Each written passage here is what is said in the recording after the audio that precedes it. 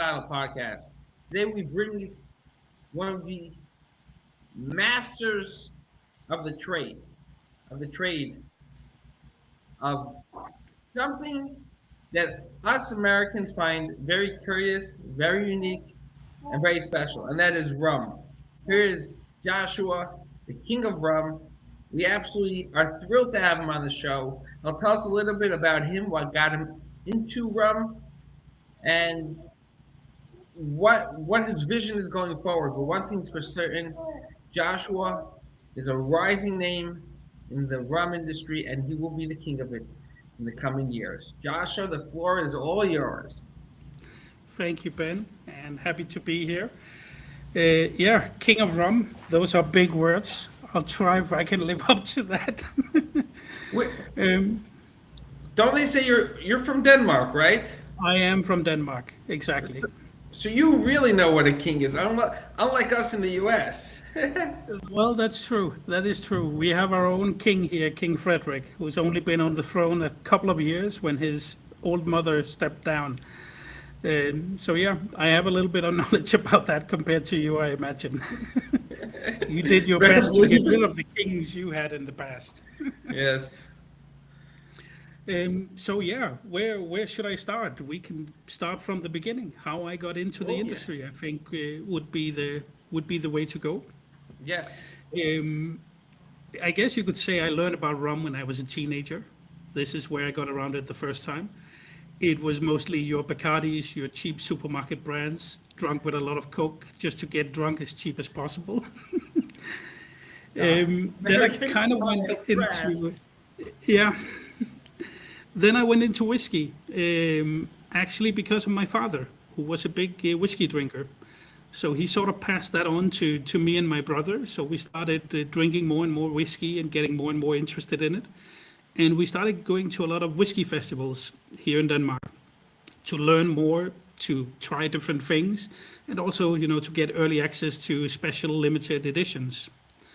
And back in 2008, we were at a whiskey festival here in Denmark in our home city. And this is where I usually say this is where I tried rum for the first time. Rum that wasn't Bacardi, Captain Morgan, or your, yeah, sorry, shitty supermarket brand. This is where we got to try the actual stuff, the premium side of it, where you had some very different flavors. We were literally blown away. This was an eye-opening experience, and I remember, I think it was 3, 4 days later, my brother gave me a call and said, I need you to send me €5,000. And I'm like, why? Well, we are making our own rum. And I was like, okay, this sounds interesting. Tell me more. You And didn't yeah, just. I was, yeah, but he'd spent the past few days on Google calling people. Well, how do you make your own rum? How can we do a bottling or something? Before the call was over, I had sent him €10,000 because he was broke, so I had to pay for him as well.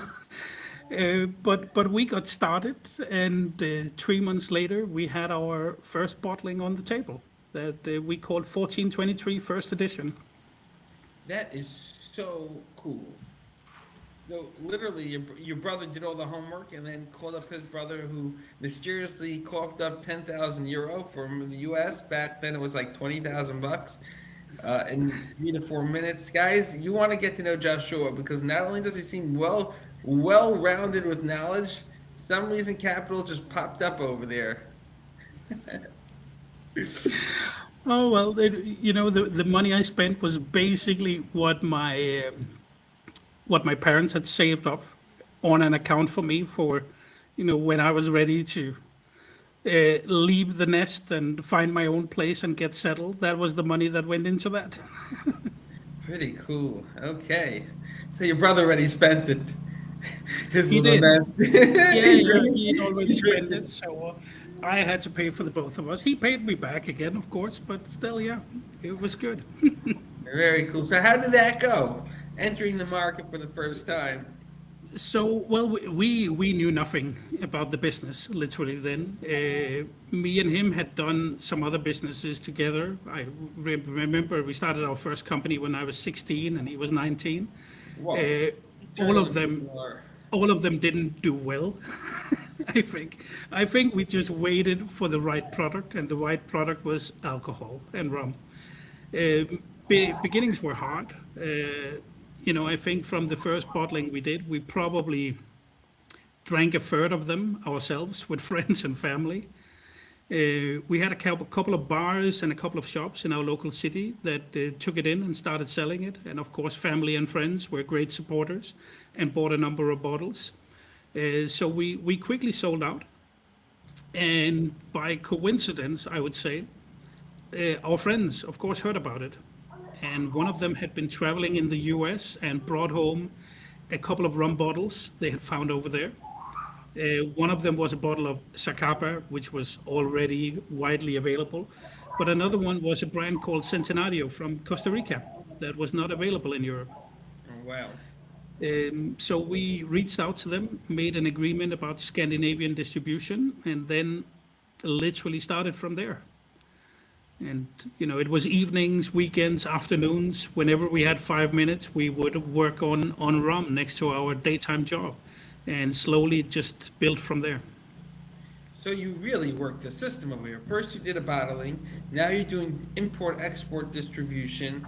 Yeah.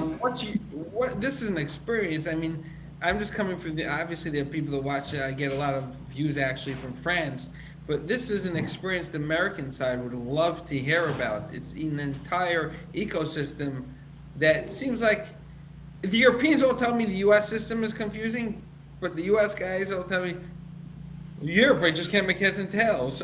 So let's get some knowledge over here, going back and forth. Well, I think the US is confusion. When I in the past have started to try to learn about the three-tier system and the TTB, and that's a mess. It's not necessarily easier here in Europe. It might be easier because we're from here and we're used to it. But Europe is also what 40 different countries I was gonna say, with 40 got a lot different of countries cultures here. and a lot of different cultures, different rules. And we have a couple of monopoly countries as well in Scandinavia, where you have countries like Norway, Sweden, Finland, Iceland that are controlled monopoly states. So there are many different ways of working here as well. So Interesting. yeah, sorry, Ben. That is super interesting. The countries of vodka, of the Nordics, is all monopoly?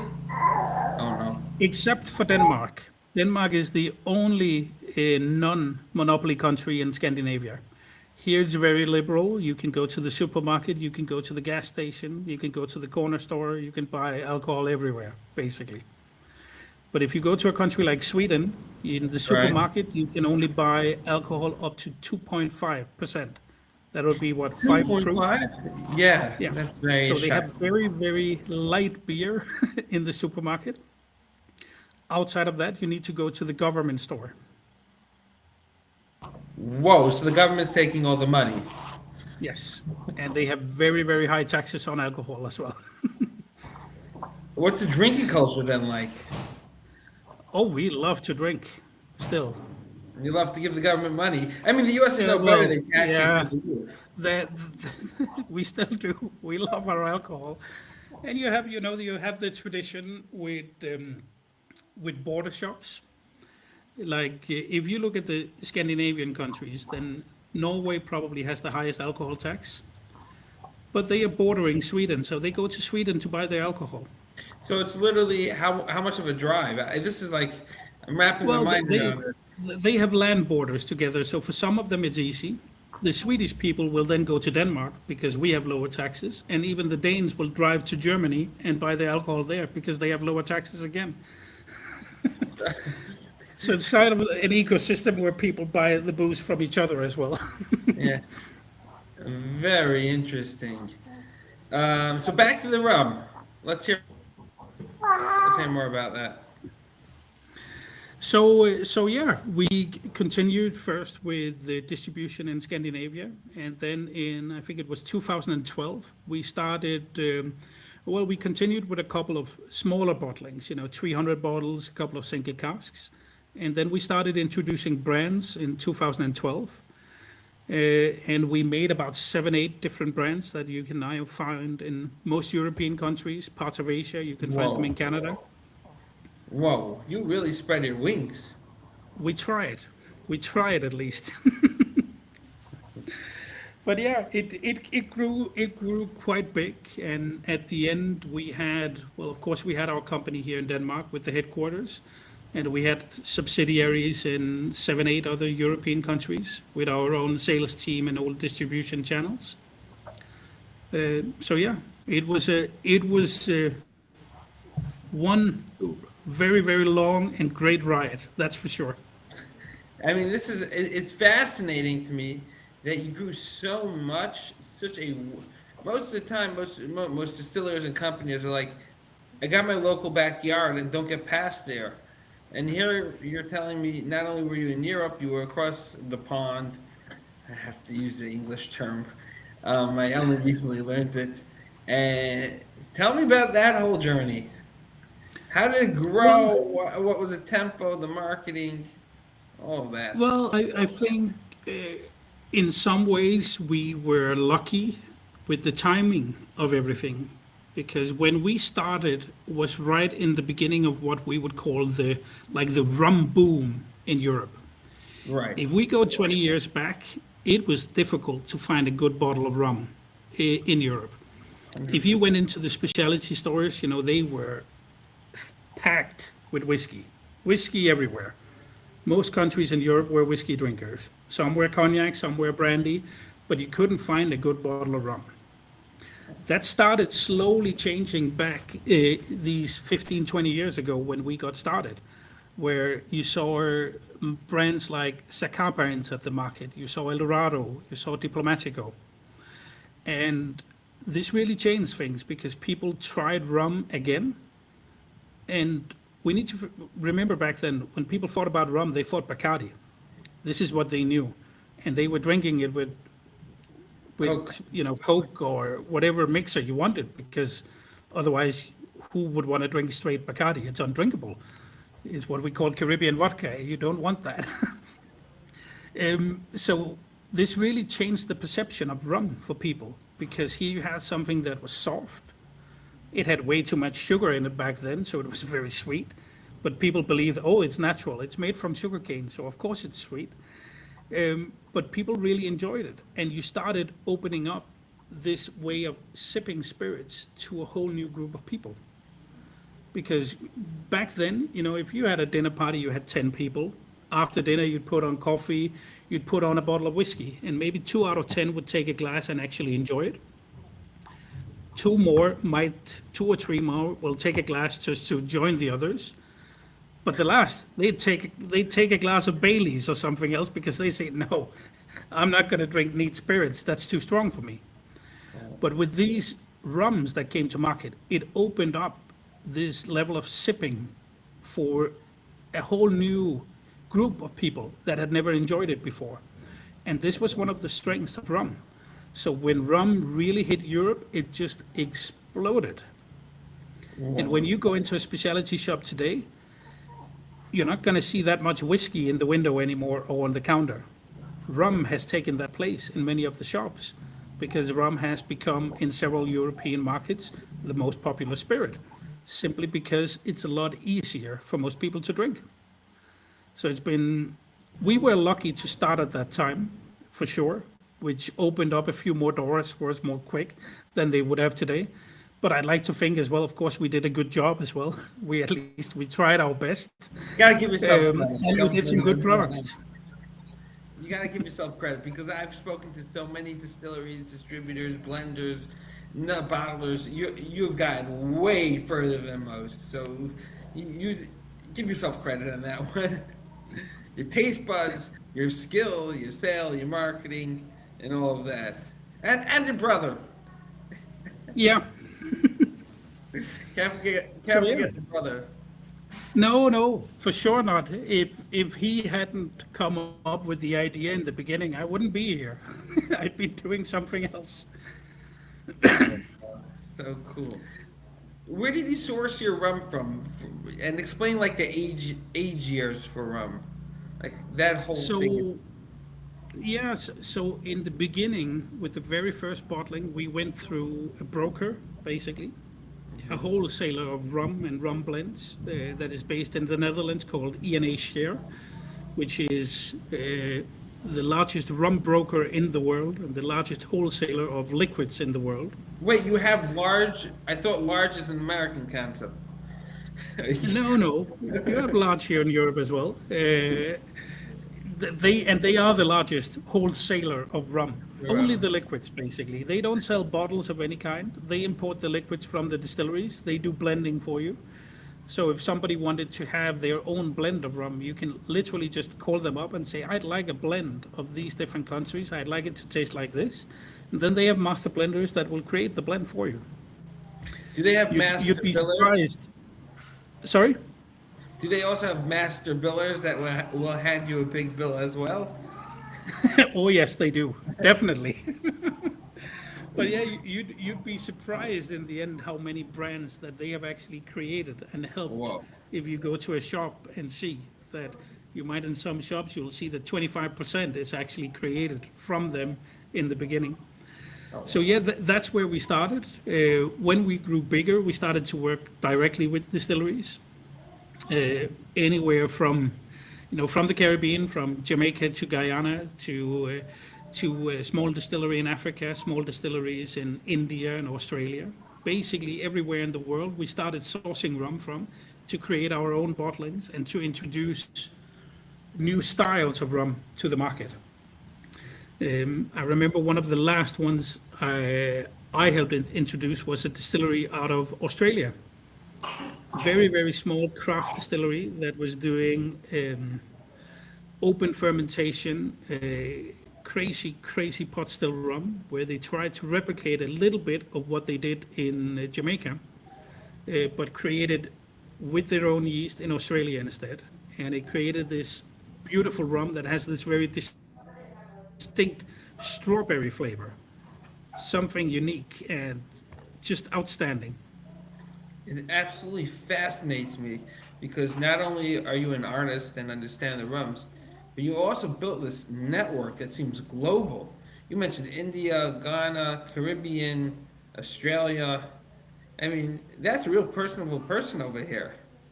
This is A lot of traveling, a lot of handshakes, a lot of cocktails, a lot of dinners, a lot of beers with good people, a lot of networking. I've been traveling to Rumfest for the past 15 years, all across Europe. Industry events, fairs, festivals, visiting importers, distributors. Getting to know the distilleries, getting to know the consumer, and everybody in between. So it's basically relationships that builds it. wow. When you're not Diageo or Bacardi or Pernod Ricard, all the big boys where it's all about dollars and cents and do you fit in a spreadsheet and is there a profit at the This guy's end? new blood. Then the rum industry is actually quite a small place, and it is about relationships. Alright. It's about helping each other out sometimes. It's about lending a hand when needed, and foster these relationships. I absolutely love what you just said because this is something I'm very passionate about. That once you're not the Excel spreadsheet, you got to build relationships, give each other a hand. Can you give us some of the examples, stories that, like, you help a rum distiller out? I mean, I've had as a fellow distiller, just an example, a guy down the block needs a barrel, he's running low on something, some herbs, some ingredients, you just send it over. We're friends, we got to grow against the big boys. There are many examples, but I'd love to highlight two of them. And one is about 10 years ago, I decided to go to Jamaica to spend a month of holiday for my summers. And of course, I went to visit all the distilleries I could when I was there. My last distillery tour of that trip was Worthy Park that I went to. And it is still one of the most memorable distillery visits I've ever had. When I arrived there, I got greeted by Alexander Kong, or San Kong, who is still there today. He had just started a couple of months before, so I was the first tour he ever did of the distillery. And we formed a great friendship since then. And I started slowly importing Worthy Park into Europe. Before that, they had only shipped, a few pallets here and there, but they had no recurring business. So we started building it up slowly, country by country. And together, we also developed new products to fit in the portfolio.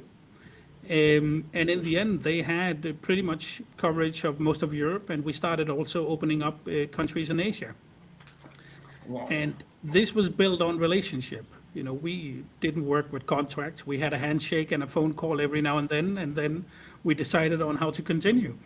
Um, and I even, it is my favorite distillery in the world. I think everybody who knows me will tell you the same. I even have their pot still tattooed on my arm. So every time I go there, I'm forced to show my arm around to everybody so everybody at the distillery can see it. I'm not going to But ask yeah, you to do it. there are plenty of pictures out there of it as well. They'll find But it. yeah, another thing is as recent as today, actually. Another rum geek and a friend of mine called Ivar, who lives in Canada, messaged me a few days ago that he'd like to introduce me to a friend of his who had just started up like a year and a half with his own rum company doing independent bottling, single casks of rum.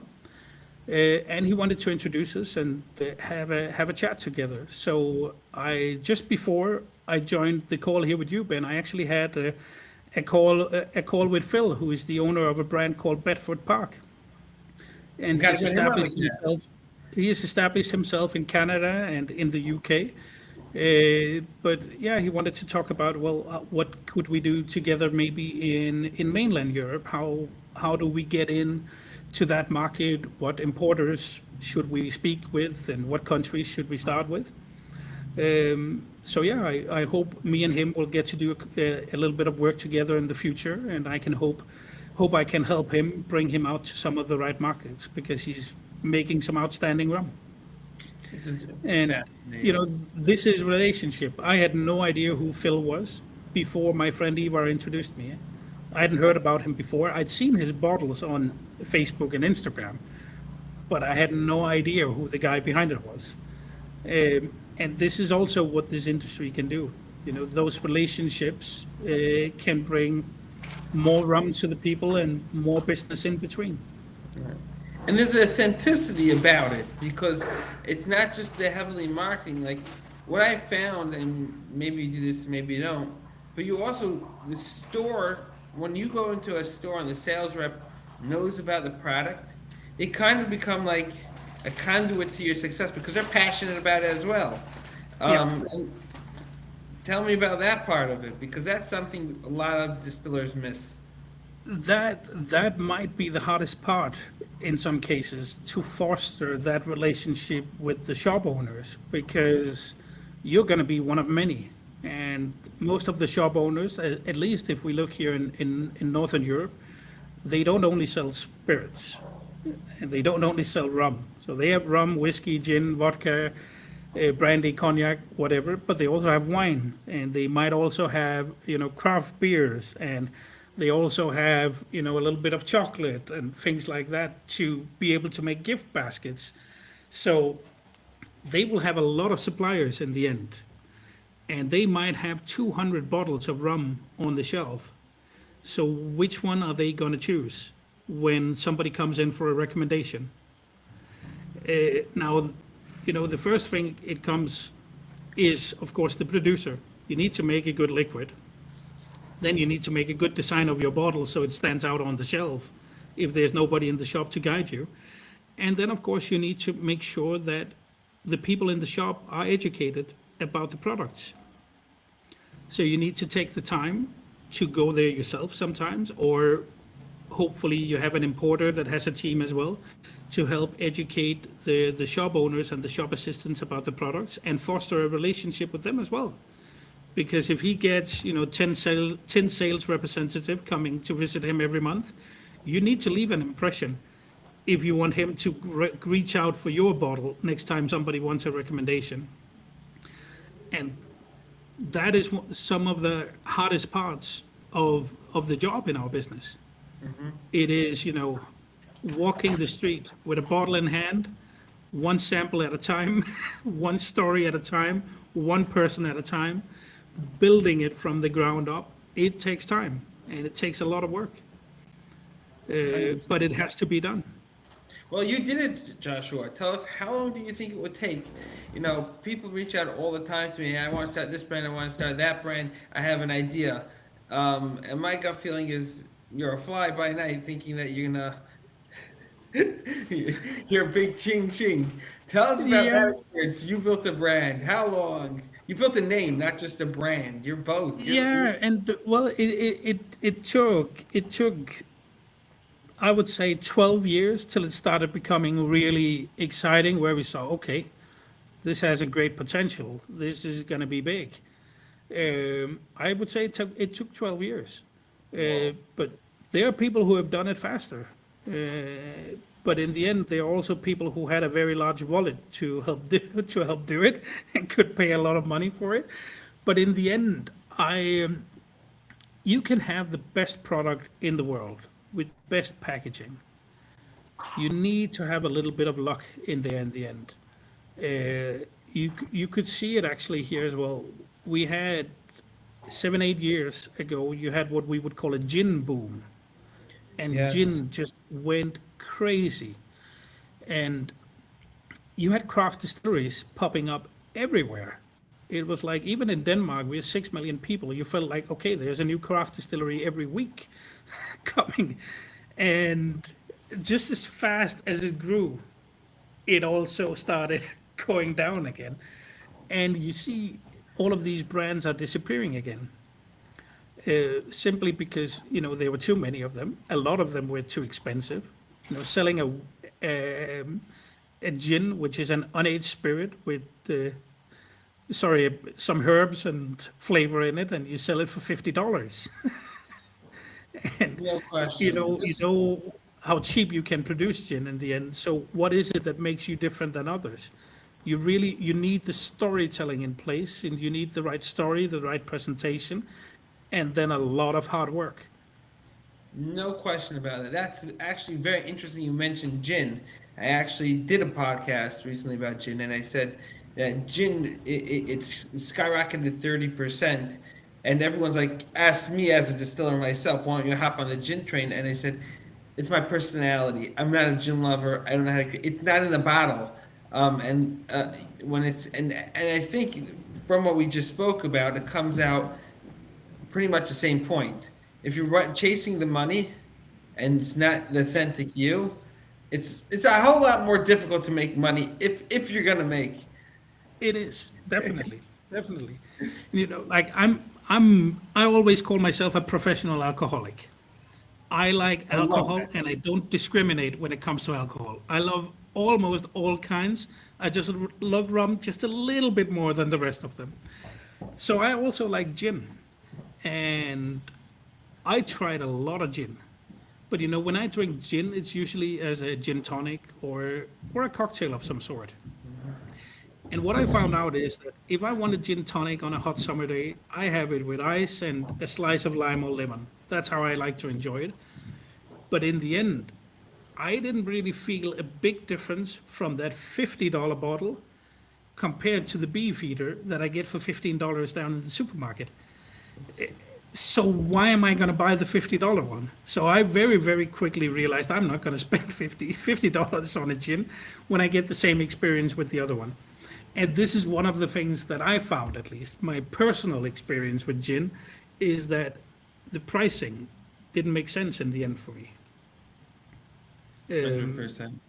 So I understand why they have been struggling, because I see it even in the shops. I remember there was a shop here in my local city.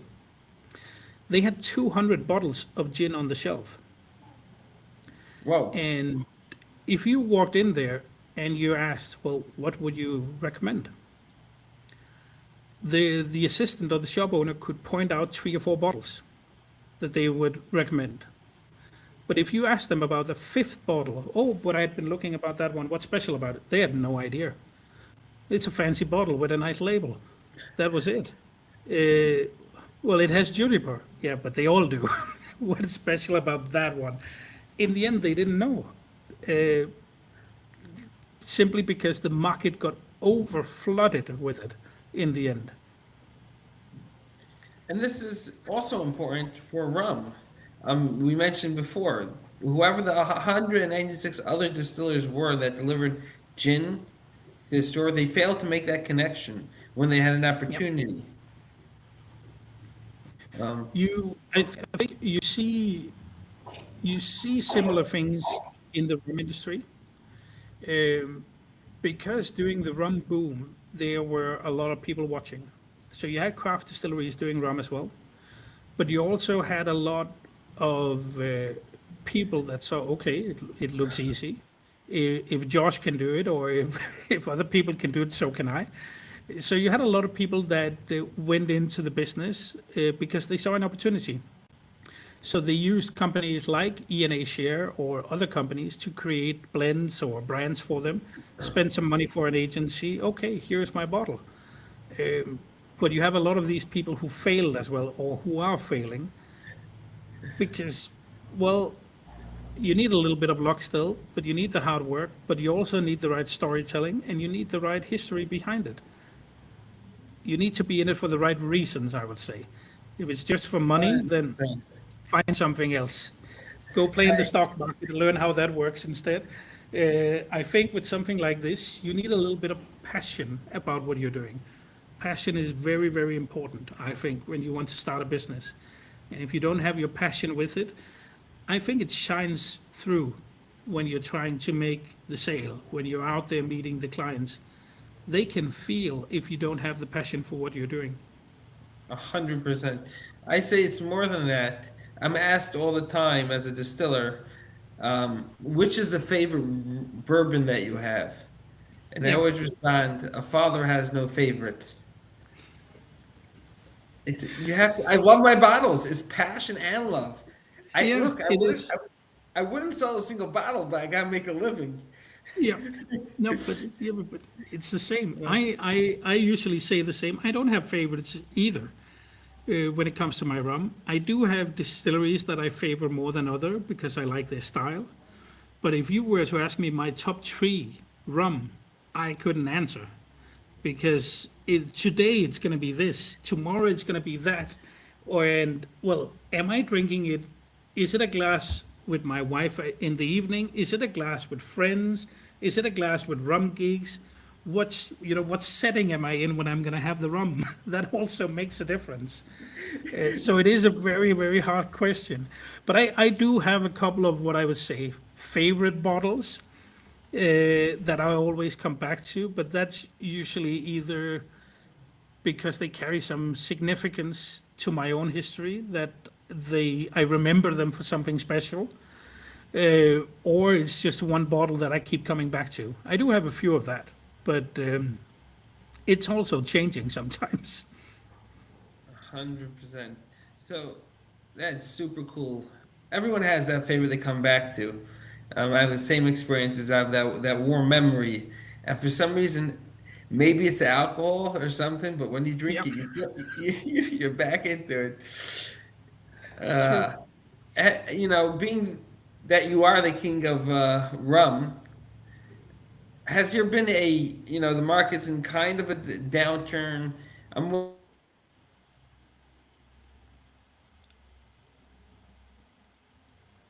Sorry, being Ben. on a downturn. I lost you there. I lost you there Yeah, a try. second. You need to repeat that last part. Yeah. Being that the market is kind of on a downturn, the alcohol at large, have people been reaching out to you much more to stabilize their businesses? I know that I've been having that experience, and I've said, look, you got to live. That's my opinion. Again, like we just said, is passion and love.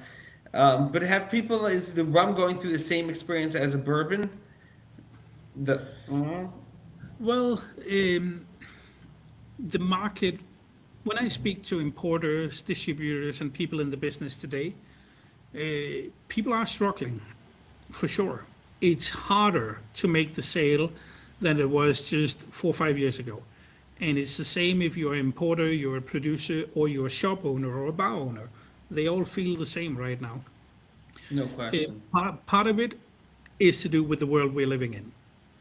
You have Russia, Ukraine, you have Israel, Gaza, you have the US, Israel, and Iran. People are reading, let's call it bad news. It's But not, I would say they should be drinking. it's not positive news, but and you used to say when things are good, we drink. And when things are bad, we drink. Because either we celebrate or we do it to drown our sorrows. And in some ways, still correct. But I think one way it's really showing is that people tend to spend a little bit less. Also, with the inflation we've had in the past few years, they protect their bank account. They want to make sure they still have their savings. They might save up a little bit more for a rainy day, so they spend a little bit less. And that is hitting alcohol because alcohol is enjoyment, something you don't need as much as you need food. I don't agree, but it is how it is. But it's also a way where you say, okay, I've been eyeing that bottle for $100, but do I really need it? Maybe I should just take the bottle for 20 and make myself a drink and that's it. Or I'll buy a bottle of wine or a case of beers instead, because I can buy 5 cases of beers instead of that one bottle I want. So I think people are looking at it that way. But there's still plenty of opportunities out there. And there are also businesses doing amazing work. I I had another meeting this week with another company that is, last year he doubled and he's more than doubling his business this year and he's selling rum Wow. and making Wow. his own rum. The business is out there. I think sometimes it's a matter about doing it from a different perspective. You know, forget what we did and what worked 5 years ago. We need to look at the market differently because it's a different world. We need to do things differently. We need to find new ways of activating people. And we need to re-educate some people and help them sell their bottles. So the business is still out there. We just need to, you know, when it's hard times, you spend what you have in the bank account. This is the time to invest in your business and say, okay, now we're going to spend all the money we saved up during the good times. We're going to we're going to work a little harder, we're going to do a little bit more, and we're going to put in more of an effort. And that is what's needed right now. See, Joshua, you're spot on. I mean, I didn't plan on launching into this, but you have so much knowledge. I find that the distilleries that are pulling back on their marketing, it's 10x now than they're going in, than that they're losing. Because if no one's hearing at you and you're not talking growth, it's a self-fulfilling prophecy. But you might Exactly. want to recalibrate, but you got to be out there even more now. Yeah, you Other have to. other companies are folding. There's market share opening up. Exactly. And we need to be able to take advantage of it. But if nobody advantage. knows you're there, then it's not going to be you who's getting the money. If you're not out there knocking on doors, making sure to remind people you're there, you know, then it's going to be your neighbor who's going to take that order and that money away from you, for sure.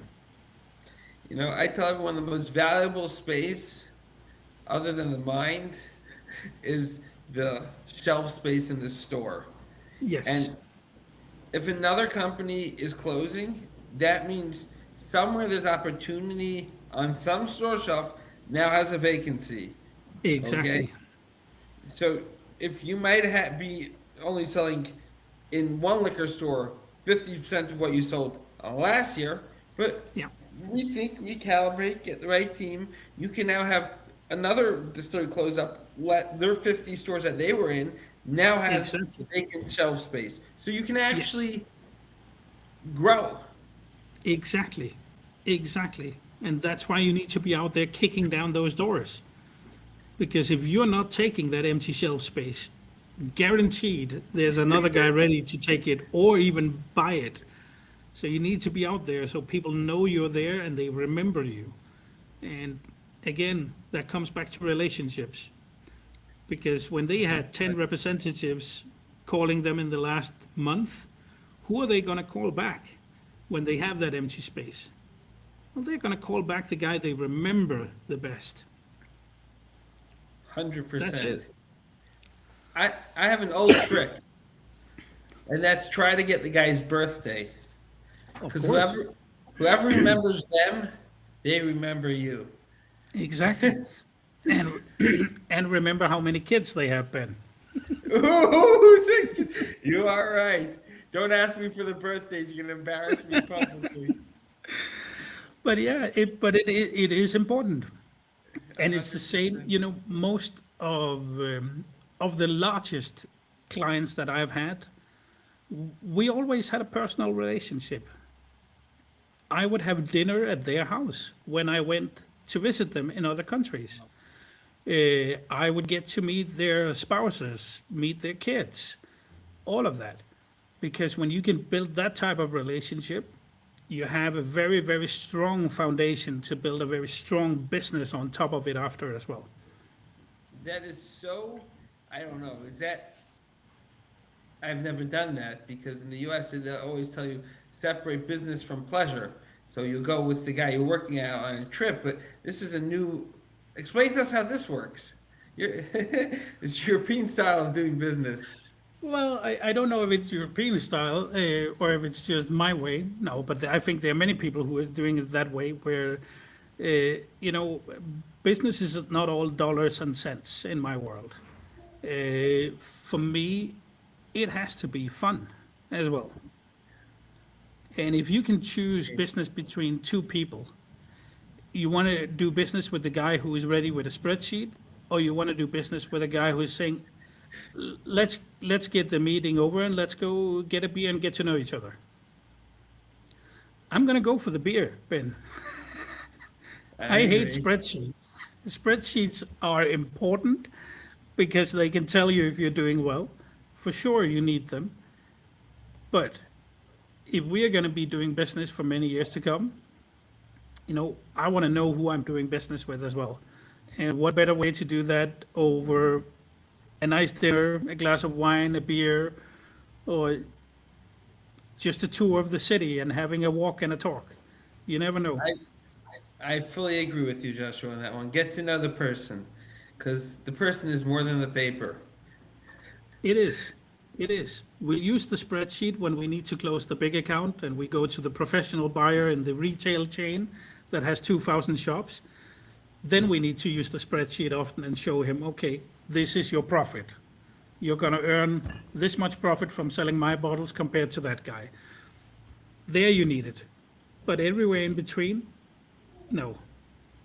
It's about fostering those relationships. Very cool. Very cool. What an experience. So, what was your most difficult pitch that you ever had to do, other than telling a guy that his product sucks so you can't sell it for him? Uh, great, great question. The most difficult one. I think I remember the easiest ones better.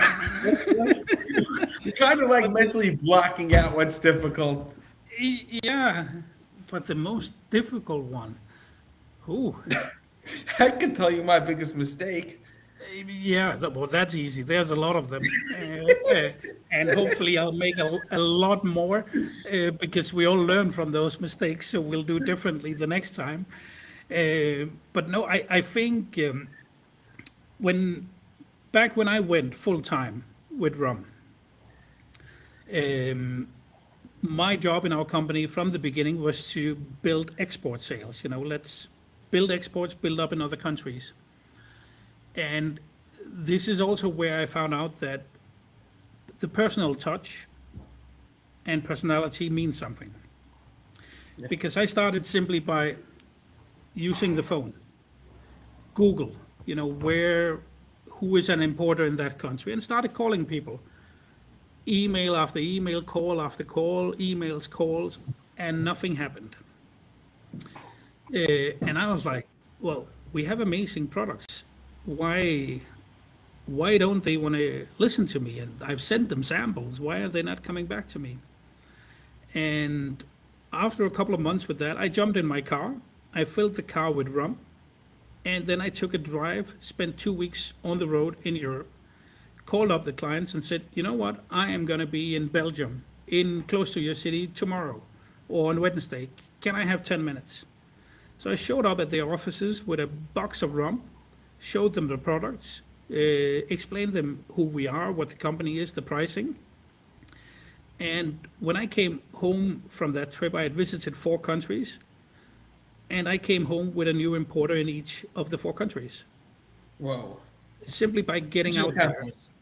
Yeah, because, we can all hide behind our phone and our email, but, they also wanted to know who they were doing business with in the end. So they basically needed to put a face to the voice and put a face to all of those emails. So simply by doing that, I managed to get them on board. It's interesting because my experiences with my software is very much the same way. Yeah, Just calling, emailing, and that's what led to the podcast.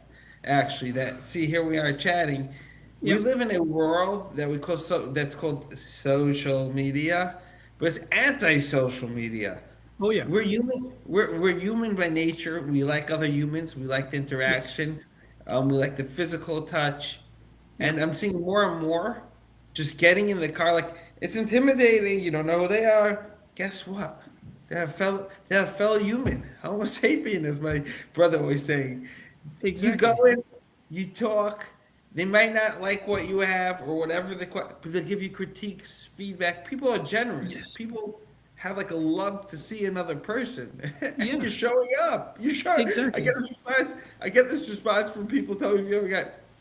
Wow, you really came on time." And, I think COVID made it a lot worse as well. People were stuck Right? at home. They got used to staying at home. They didn't want to leave their computer after that. But yeah, I think that there is a difference in the alcohol industry as well, that we are very social people, even more so maybe than other businesses and other categories of products. We are social people. We need to be out there as well in some sense.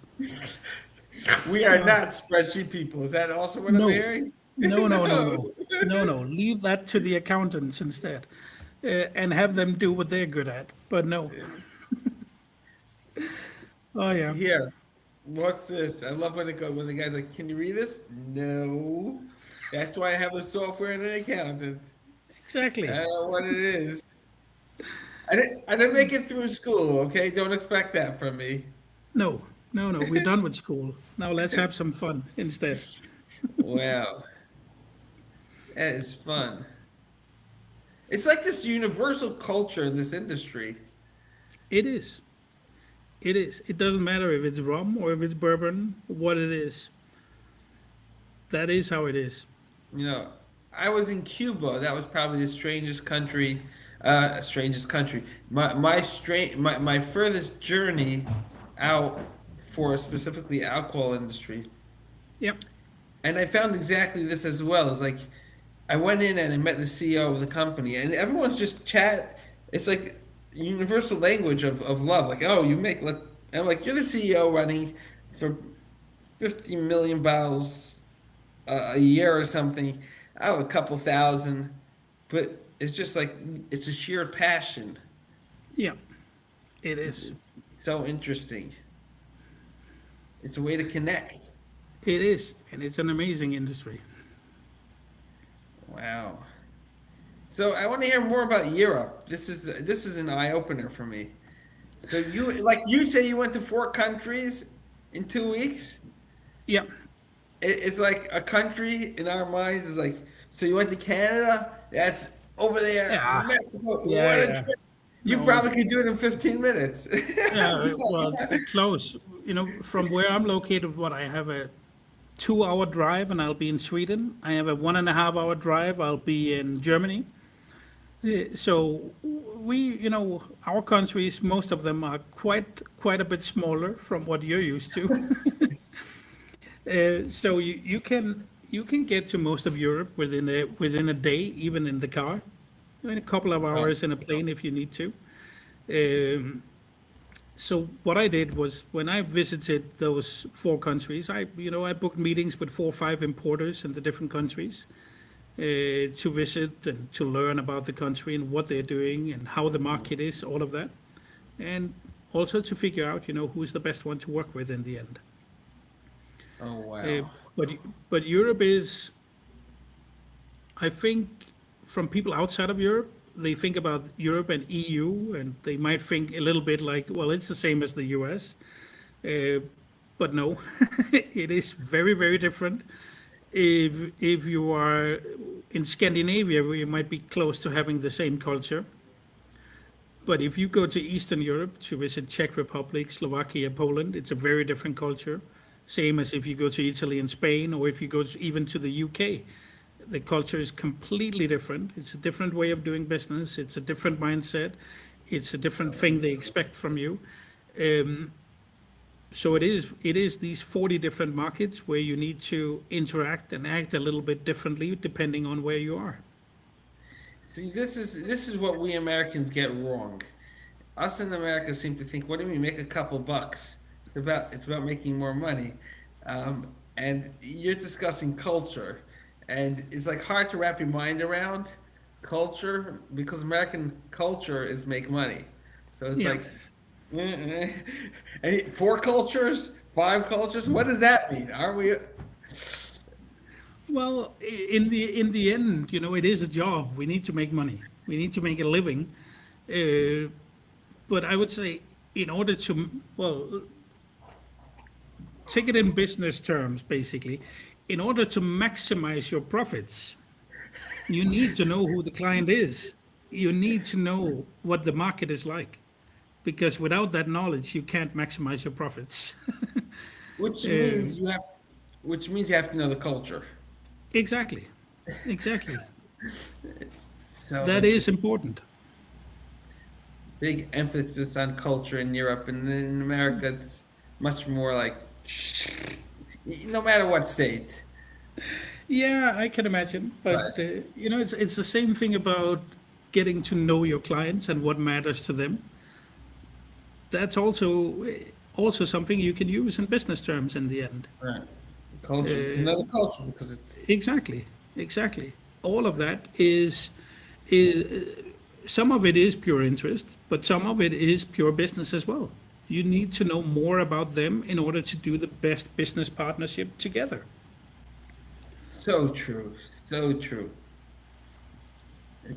It's not even the American expression win-win.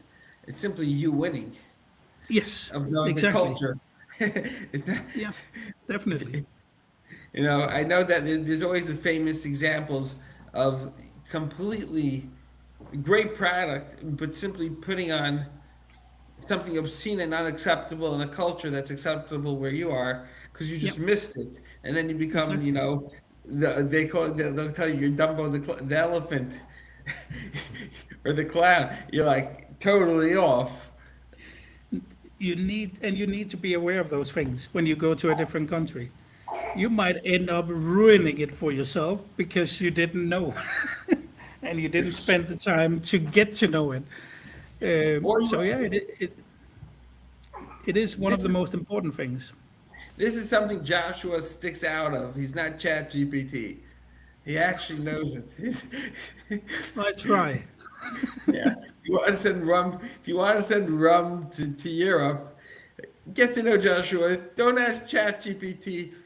And even if you do, you probably still should. You still got to reach Give out because, then give me a call anyway.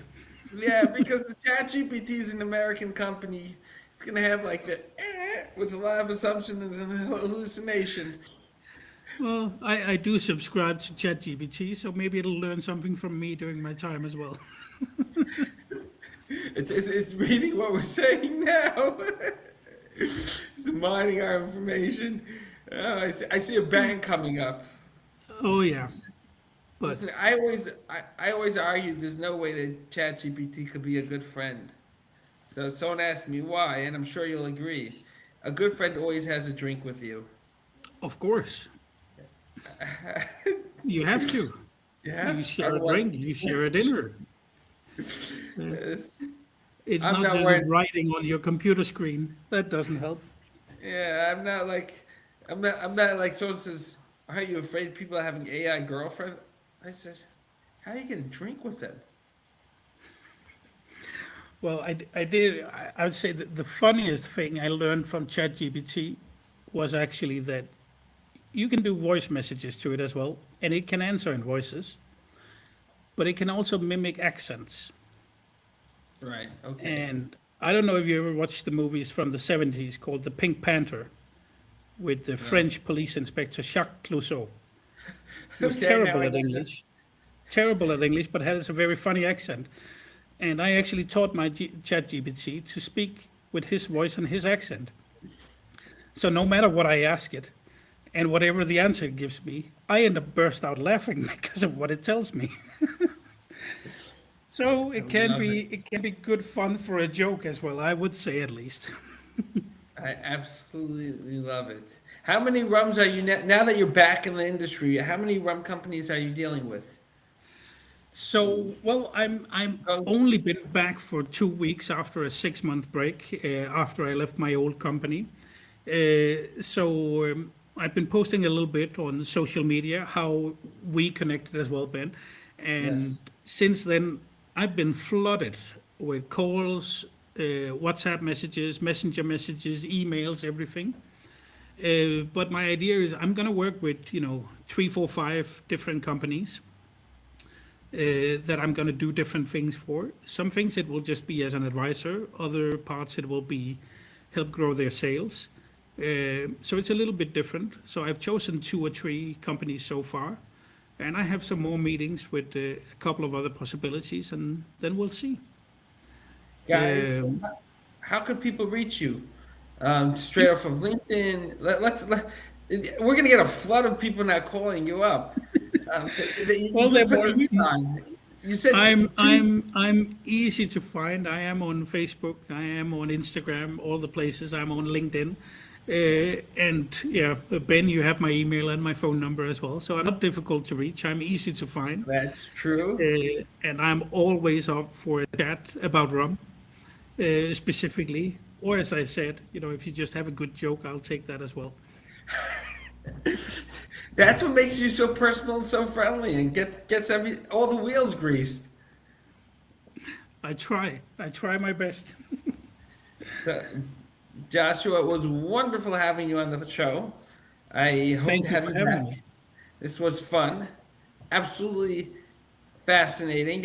Your experience beyond.